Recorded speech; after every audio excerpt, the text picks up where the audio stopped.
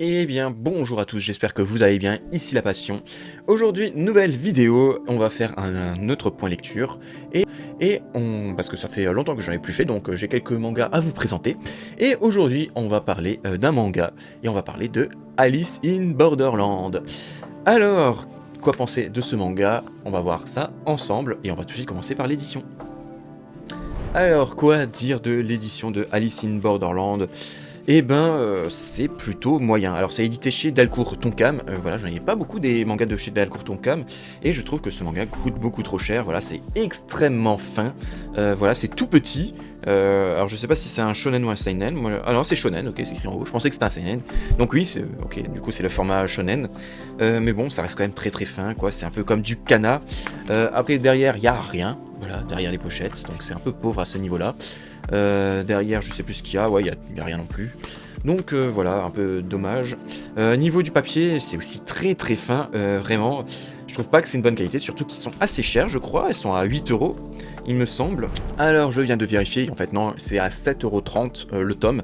Mais je trouve ça quand même assez cher, voilà, quand on compare aux autres, à Meian, à Kiun, voilà, qui, je trouve, font de la meilleure qualité. Voilà, c'est extrêmement fin. Regardez, on arrive à plier le tome, mais vraiment, les pages sont vraiment extrêmement fins, quoi. Tout est souple, quoi.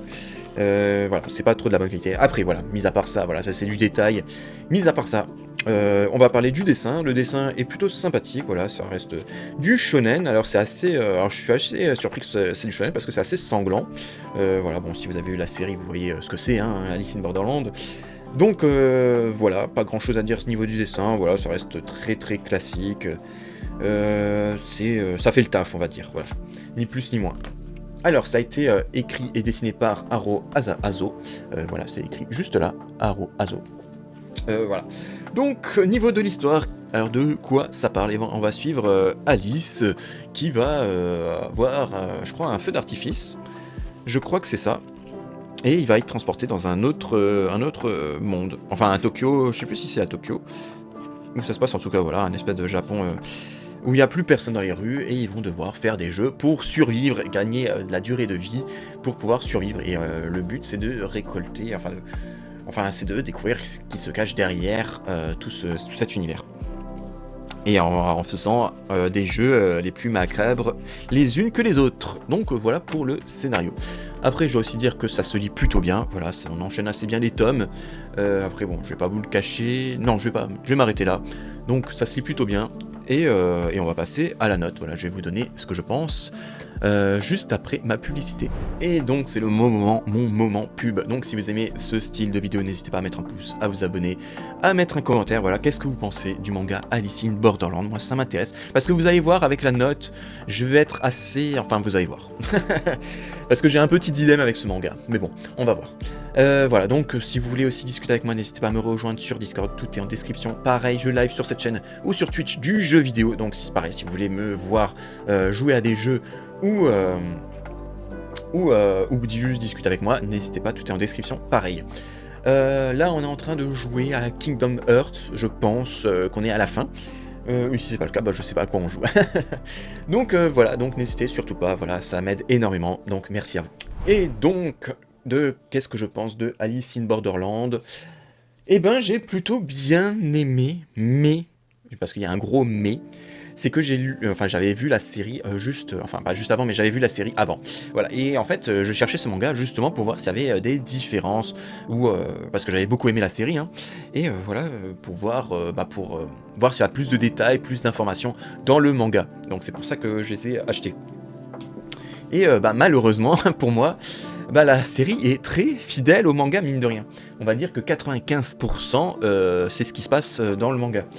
Donc il n'y a pas d'informations, il n'y a pas plus d'informations que ça. Juste dans le manga, il y a des personnages, il y a plus de personnages, voilà, on s'attarde un peu plus sur certains personnages qu'il n'y a pas dans la série.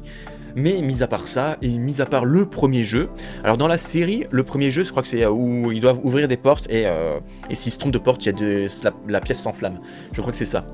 Dans ce Alice in Borderland, le premier jeu, c'est un jeu de... Alors quand on va au Japon, on peut mettre des pièces, et il y a un jeu où on secoue et on tire une baguette. Et avec cette baguette, il y a un numéro, on ouvre la case avec des numéros, on ouvre la case, on prend, et on a un truc écrit dessus. Voilà, parce que j'étais au Japon et j'ai vu ça, c'est aux abords des temples, il me semble. Donc voilà, et là il y a la même chose, sauf que ils tirent un numéro, ils ouvrent la case avec le numéro, et là il y a une question, comme question pour un champion en fait. Et du coup ça c'est la première épreuve, et en fait, par exemple, il y a écrit combien il y a d'êtres humains sur Terre. Et du coup ils vont dire, je sais pas combien, peu importe, je sais plus combien on est, enfin plusieurs milliards. Et toute la différence où il s'est trompé, ils reçoivent une salve de flèches. Alors au début, ça va, c'est des questions assez simples. Combien on a de doigts? Voilà, on a 10 doigts, c'est bon, 0 flèche. Après, ça devient de plus en plus compliqué les questions. Et forcément, l'écart se creuse de plus en plus, et donc ils se font assaillir de flèches. Et je crois que ça, c'est la dernière question, combien on est 2 milliards. Et du coup, forcément, tu te trompes de 1 milliard, t'as 1 milliard de flèches qui tombent sur toi. Voilà, ça c'est le seul jeu différent, voilà, qu'il y a comparé à la série et au manga. Et comme j'ai dit, il y a des personnages en plus dans le manga, mais bon, qui sont un peu... Enfin, j'ai pas envie de dire anecdotiques, mais voilà. Il y a juste des personnages en plus, mais qui n'apportent rien au fond de l'histoire. Voilà, j'ai pas grand chose à dire, donc... Ça m'a fait un peu comme Death Note. Je veux dire, Death Note, j'avais lu le manga à l'époque, j'avais adoré. J'ai regardé l'anime, j'ai adoré. Là, je les ai relus avec la nouvelle édition, la Black Edition. Et j'avais trouvé ça moins bien parce que comme je connaissais l'histoire, je savais à quoi m'attendre. Et ça m'a fait la même chose avec Alice in Borderland. Malheureusement, donc je me suis ennuyé en fait. C'est que vu qu'il n'y a aucune différence, après voilà, c'est pas un mal, hein. Du coup, ceux qui ne peuvent pas lire le manga, regardent la série, comme j'ai dit, c'est la même chose, à 95% près. Donc voilà, j'étais un peu déçu à ce niveau-là, donc... Malheureusement sur la note, ça va un peu se faire ressentir, mais je vais donner 2 notes. Voilà, pour le coup, je vais donner 2 notes.